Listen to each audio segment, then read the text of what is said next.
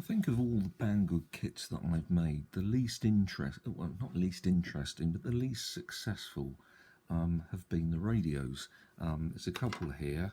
This was quite a nice one with an LCD screen and all the rest of it. I don't know, I've got any batteries in it. No, not at the moment. It kind of drains the batteries when you leave them in there at any rate, but that wasn't too bad. It kind of worked. This one would just make a horrible foul noise every time the LED was on, which shows you the tune, the tuning frequency, or the tune frequency, and yeah, it just didn't work. And I think, you know, the radio kits are really the ones where you could actually get some genuine functionality out of them. However, here's something which is a bit more old school and a lot more interesting, I think, because it kind of harks back to the 1970s, where radios were basically AM and there wasn't much in the way of FM going on and so on and so forth. So I thought I'd get this little kit, and this is I think it's an AM radio. I don't even know what's on the AM band these days, but it's a very very old-fashioned kit insofar as you've got no chips, you've got no surface mount components. Everything is through hole. I mean, have a look at this PCB. This is the PCB in its entirety, and look at that. I mean, that is pretty old school in my view, the way it looks. You've got a big old tuning wheel here. I think that sticker goes on it so you can see it through this window, which will be stuck on the front of the radio when it's complete. You just, as I say, it's all through hole components. Look at a ferrite rod with the antenna, directional antenna on it. Well, not directional, but you have to move the radio to pick up the frequency. There's no telescopic antenna on this. What have we got? Typical 8 ohm speaker. We're going to be pretty tinny, crappy sound, no doubt. And in fact, this speaker looks like it's seen better days, to be honest. I mean, look at that. That's just dire. Not good. The little transformer there, some transistors, tuning cans. Don't know if I have to tweak those at all, but yeah, so we've got battery connectors aplenty. I'm not sure what batteries it takes. Little screws for the case, and here's the case. And there you go. Got a volume control, and there'll be a tuning there. That'll be for your wheel. Not sure what the hole there for is for. Funky looking grill for the speaker. That's where we'll put that sticker on so you can see what frequency it's tuned into. Very, very basic stuff. And I think this case just kind of clips together. I don't know if it's held together any better than just, you know, like that. There it is. I don't know what that's for yet, but yeah, very, as I say, very old school. So this is all through hole components. It comes with the instruction sheet, which will show you where everything goes, where all the components are. This is the PCB side of the board, if you like, or where all the tracks are.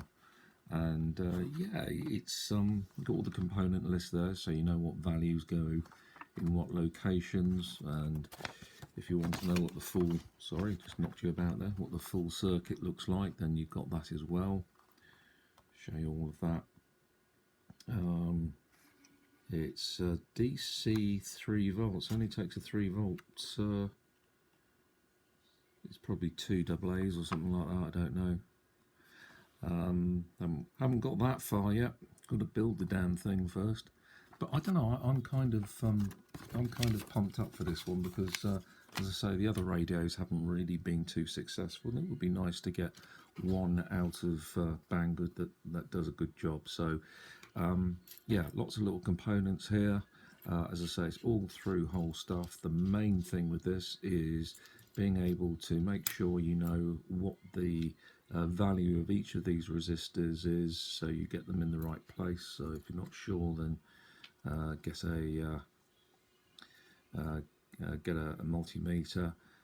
We've got a what's that going to be? So that's going to be the volume control, I guess. I would think that's the volume control potentiometer. We have a thing, which I don't know what that's going to be for yet. I don't know, perhaps that's a switch. And even a lanyard for it. You know, bizarre, absolutely bizarre. We've got some loose wires here, presumably for the battery connections, I would have thought. I don't know yet, we haven't got that far. So this is all fairly straightforward stuff. So what I might be inclined to do with this one is just actually construct it. As I say, everything's through hole here, nothing too weird and wonderful at all. So what I might do is just actually build up the PCB off camera, and if there's anything weird and wonderful to take note of, then I'll let you know as we go along. So yeah, let's see what happens. Right, okay, so this is the progress so far. We've got the transistors, electrolytic capacitors, standard capacitors, and the resistors. They're all installed, and you can see that the actual amount of room for the resistors is very tiny, so you have to stand them up on end, which I seem to recall was not dissimilar to the way they were manufactured in, say, the 1970s. So this is actually quite nostalgic, the way that they do it.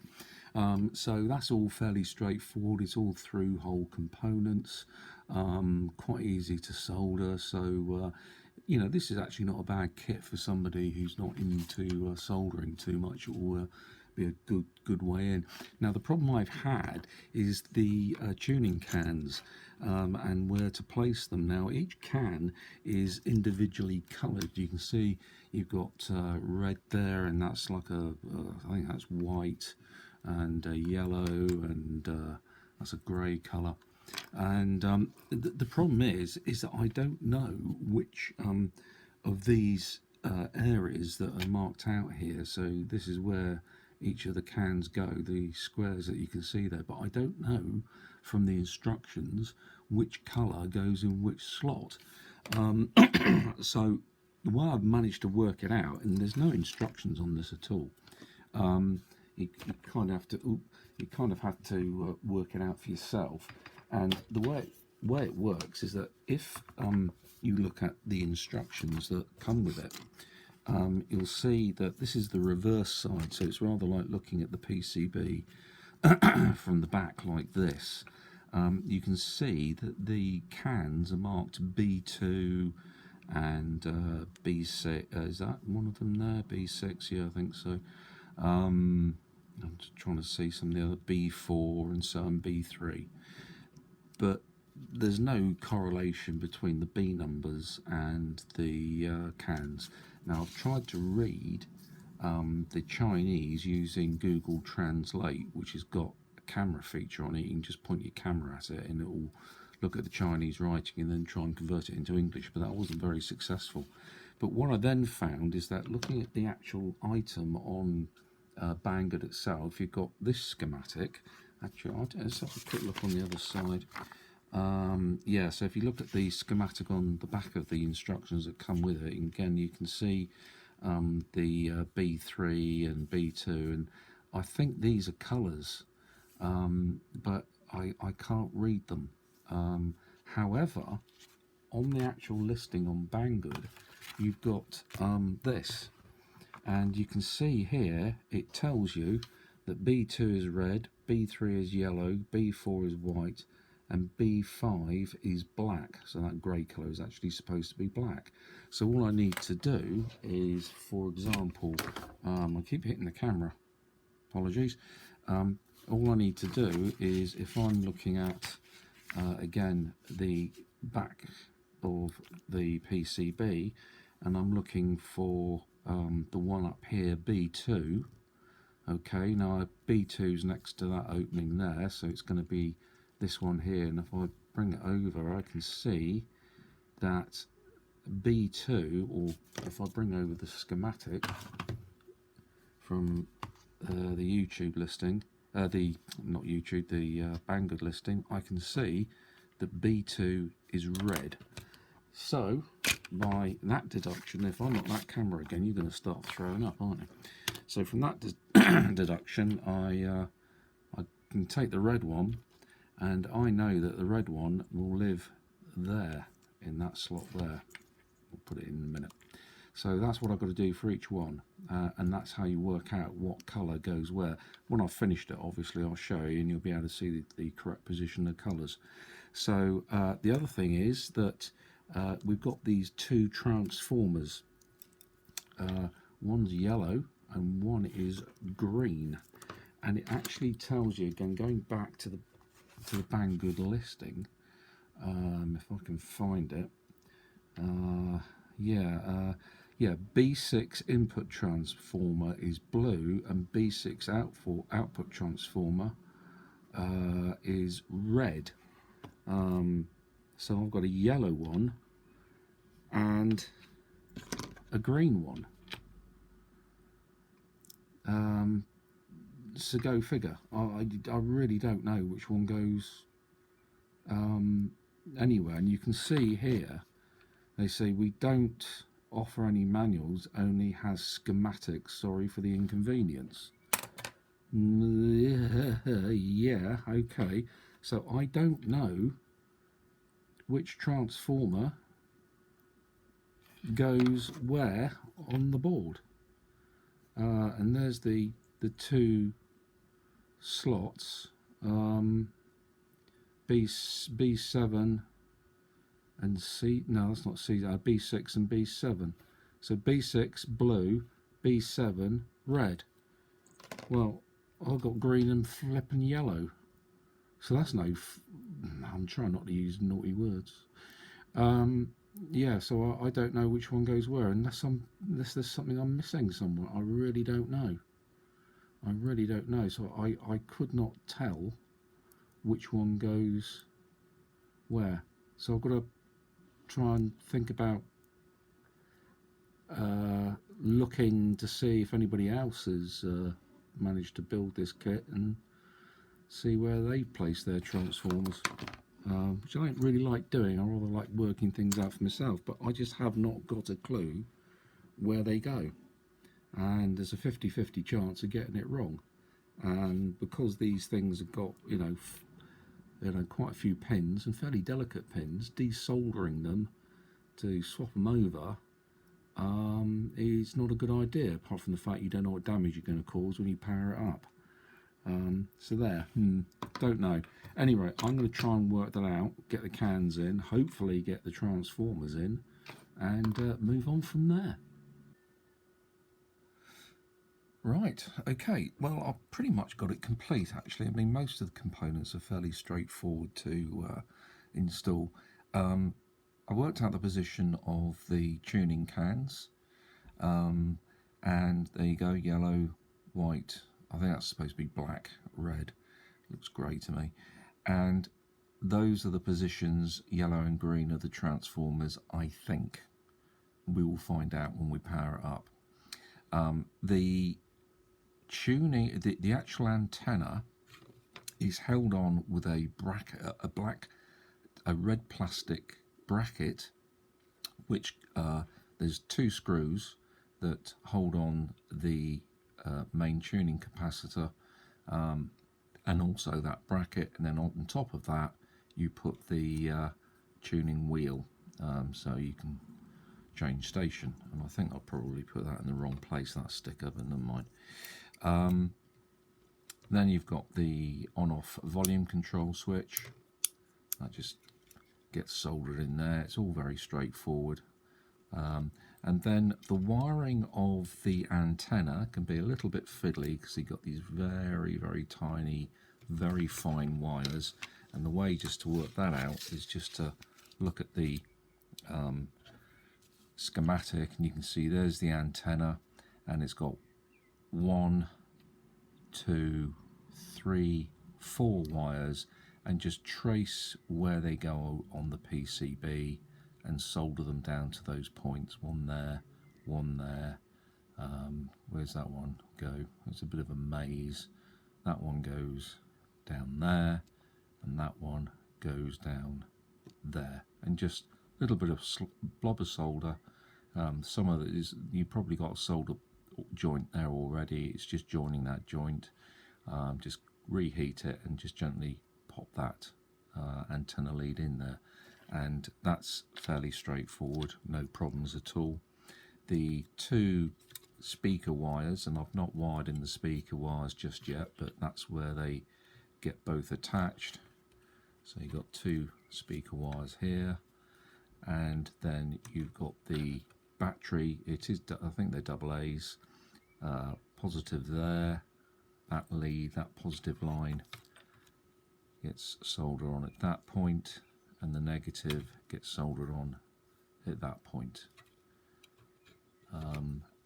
You just clip the speaker into place, although it's incredibly tight, and I did actually break that clip there just a little bit, but it's still fairly firmly in there, so I'm going to leave it for now. I'm not going to glue it, but all I need to do is solder these two wires onto the speaker, and then it will just be a case of slipping the board into the case.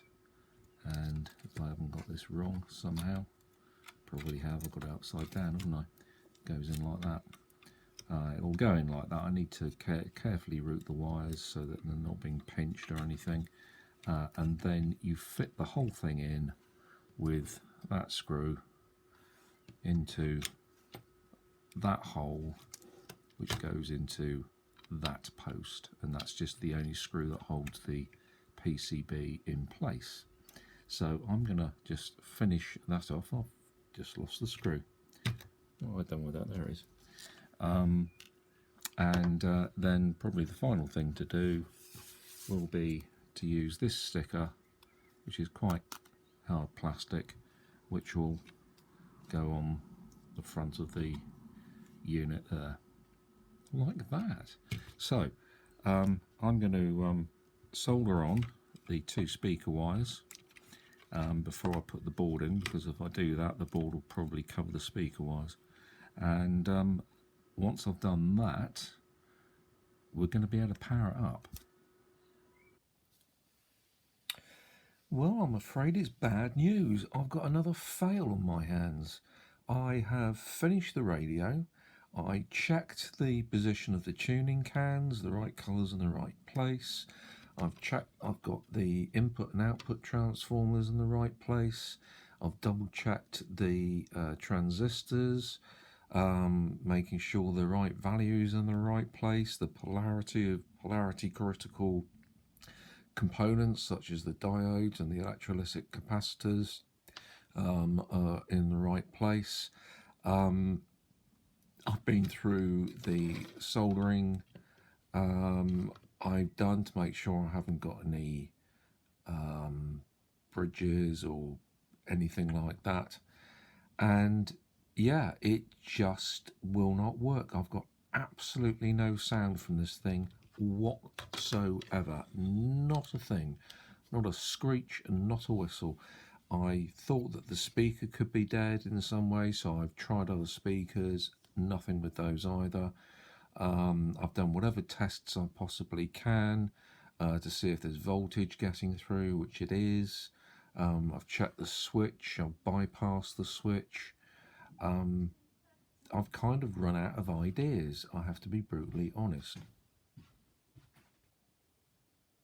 Yeah, so sorry about that. I had a bit of an interruption during my rant. So yeah, I really cannot work out what the hell is going on with this thing. I'm not even getting scratchy noises or anything like that. So, you know, it could be a dead transistor, and I've got no way of testing them. I just wouldn't know which one it was, and frankly, I think I've spent enough time building this kit.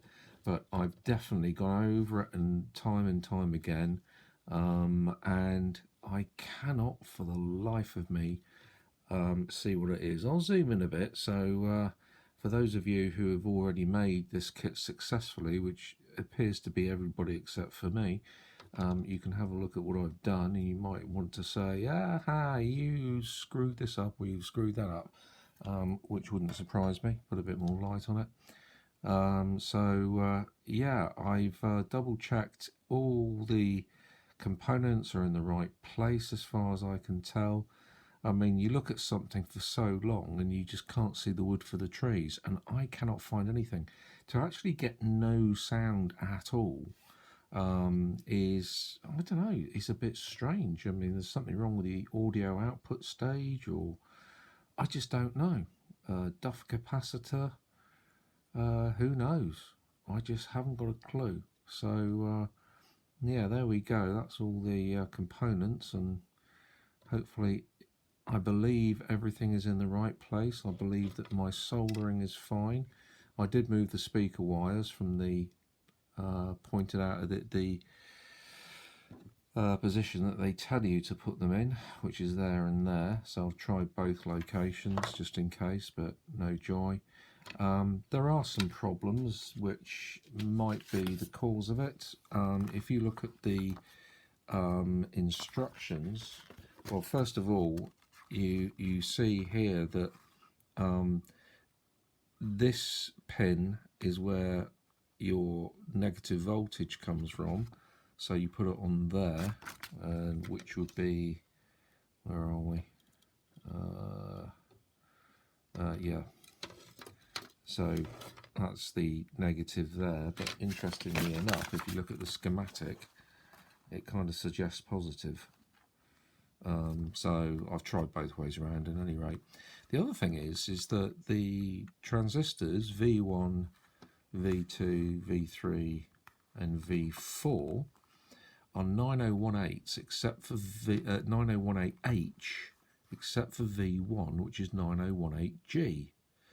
However, every single 9018 transistor in the kit is a G. There aren't any H's. I haven't got a clue what the difference between a 9018G or a 9018H is, and perhaps that's the problem. I simply haven't got the right components. If it is, well, I'm not going to go searching around for some transistors. It's such a cheap kit, it's just not worth the effort, but it's a shame that one puts an awful lot of time in these things and it just doesn't pan out. When they do work, I've looked on YouTube for other people and what they've done, and yeah, it's a nice little kit when it works, but this one doesn't. So there we go, never mind, it's a fail. I've spent far too much time tinkering with this, trying to get it to work. And yes, I have changed batteries and made sure that they're charged, you know, good life in them. And all that sort of stuff, and battery polarity, I've checked that as well. Like I say, there's something I'm missing, but I'm pretty sure that the cans are in the right place, that I've got the right transformers in the right stages. There's nothing wrong with my soldering. No idea. It's not as if there's an IC on here or anything like that to fail. So yeah, upsetting. Never mind. All right, we move on, onwards and upwards. I'll hang on to this for a bit in case somebody comes up with some ideas or I have a brainwave. If not, put it in the bin. Never mind. Until the next time, cheers for now.